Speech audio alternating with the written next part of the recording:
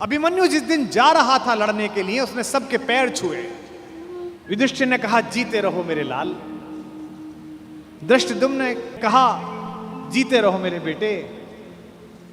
चाचाओं ने, नकुल ने, सहदेव ने गले लगा लिया अपने भतीजे को और कहा, जीते रहो। जब उसने मामा के पैर छुए, कृष्ण के पैर छुए, तो कृष्ण ने कहा, यशस्वी भाव।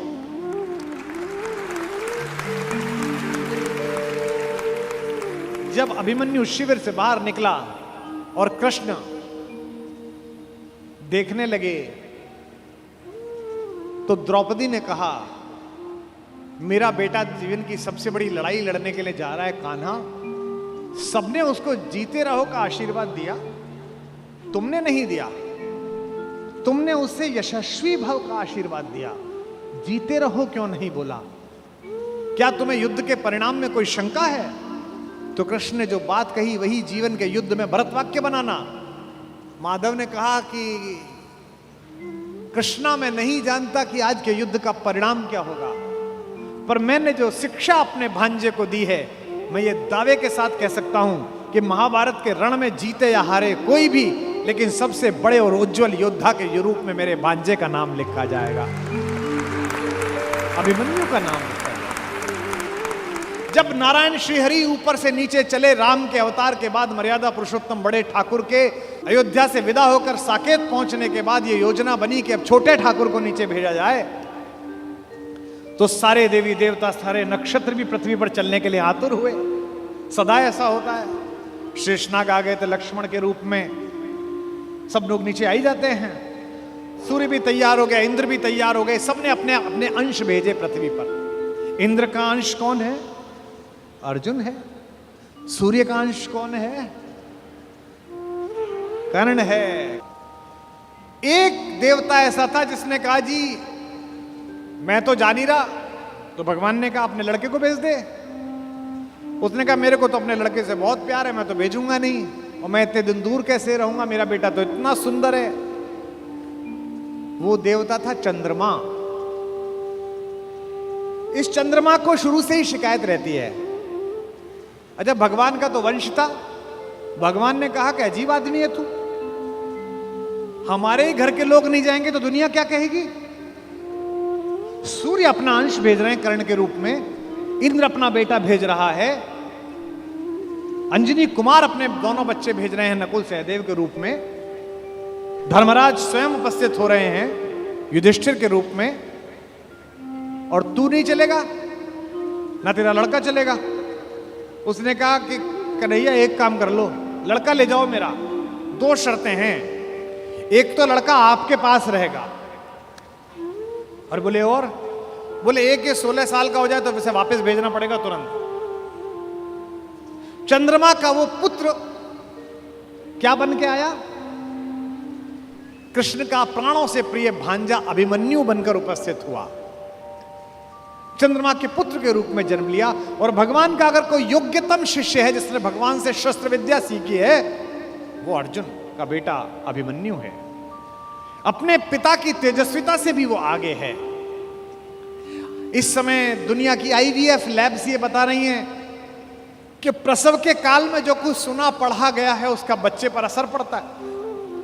और हमारे यहां हजारों वर्षों से माएं प्रसव के दिनों में गीता का पाठ कर रही हैं, बाल गोपाल का चित्र सामने लगा के रखती हैं कि उनके घर में भी कन्हैया जैसा बालक पैदा हो, राधा रानी जैसी बिटिया पैदा हो। यह हम सब का मन है, पहले से परंपरा से आया है हमारे यहां। तो चंद्रमा ने अपने पुत्र को अभिमन्यु बनाकर भेजा। एक दिन ऐसा आया महाभारत के युद्ध में, जब योजना पूर्वक कुरुक्षेत्र के मैदान से खींचकर अर्जुन को अलवर की तरफ ले जाया गया, मत्स्य प्रदेश की तरफ, विराट की नगरी की तरफ। अर्जुन युद्ध की सीमा क्षेत्र के बिल्कुल आखिरी हिस्से पर पहुंच गया, जहां से सूर्यास्त से पहले लौटना संभव नहीं था।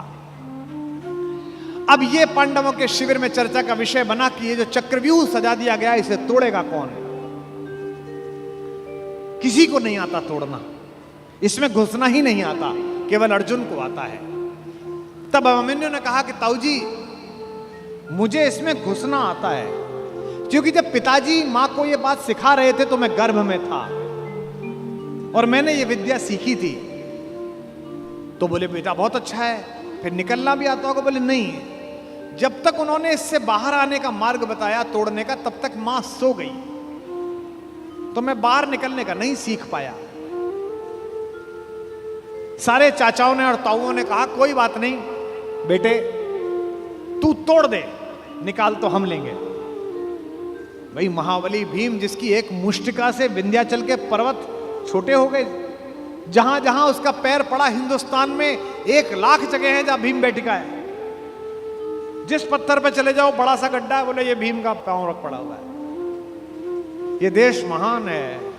इस देश में 2-3 जगह हर जगह मिलती हैं माता सीता की रसोई, जहां जाओ वो मां की रसोई मिलती है। क्या बढ़िया प्रतीक शास्त्र है। दुनिया के 44 देश घूम लिए, इसी क्षण भी अगर भगवान वापस बुलाए और ऊपर बुला के पूछे कि तेरे सत्कर्मों के कारण तुझे देश चुनने का अवसर दिया जाता है, तो मैं दुनिया के सारे देश छोड़कर फिर यही चुनूंगा जहां की मिट्टी में गोपाल लेटा है, जहां के पर्वत पर्वत पर हमारी मां ने भोजन बनाकर उन पर्वत श्रृंखलाओं को तपस्या का केंद्र बना दिया है, जिसके रेणु रेणु पर अपने चरण रखकर राघवेंद्र सरकार भगवान श्री राम, मर्यादा पुरुषोत्तम ने और लीलाधर योगेश्वर कृष्ण ने जिसे चंदन बना दिया है। भगवान चुप रहे, किसी ने उनकी सलाह ना ली। सेनापति दृष्टद्युम्न थे, द्रुपद पुत्र। सेनापति ने योजना की कि कोई बात नहीं बेटा, मामा ने भांजे को आज्ञा दी कि कोई बात नहीं, तू चला जा इसके अंदर और हम सब तुझे निकाल लेंगे। इतिहास गवाह है, तारीख गवाह है कि अभिमन्यु ने उस चक्रव्यूह को तोड़ा और चक्रव्यूह के दूसरे चक्र में ही पांडवों की सेना को बाहर कर दिया गया और चक्रव्यूह में वो अकेला रह गया। क्या लड़ा, अद्भुत युद्ध हुआ। सुनते हैं कि इंद्र माताली से, जो उसका सारथी है, जो उसका ड्राइवर है, उससे बोला कि रथ लेकर चलो। उसने कहा अभी तो दिन पूरा चढ़ा हुआ है, मैं कैसे आऊं? उसने कहा देखने आओ कि युद्ध कितना सुंदर हो रहा है। अभिमन्यु जिस दिन जा रहा था लड़ने के लिए, उसने सबके पैर छुए। युधिष्ठिर ने कहा जीते रहो मेरे लाल। दृष्टद्युम्न ने कहा जीते रहो मेरे बेटे। चाचाओं ने, नकुल ने, सहदेव ने गले लगा लिया अपने भतीजे को और कहा जीते रहो। जब उसने मामा के पैर छुए, कृष्ण के पैर छुए, तो कृष्ण ने कहा यशस्वी भाव।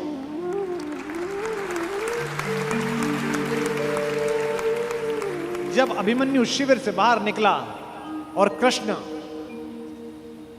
देखने लगे,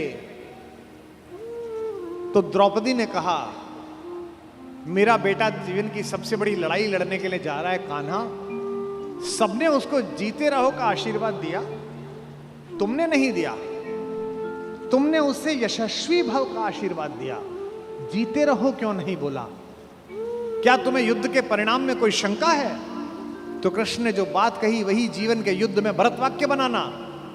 माधव ने कहा कि कृष्णा मैं नहीं जानता कि आज के युद्ध का परिणाम क्या होगा, पर मैंने जो शिक्षा अपने भांजे को दी है, मैं ये दावे के साथ कह सकता हूं कि महाभारत के रण में जीते या हारे कोई भी, लेकिन सबसे बड़े और उज्जवल योद्धा के रूप में मेरे भांजे का नाम लिखा जाएगा। अभिमन्यु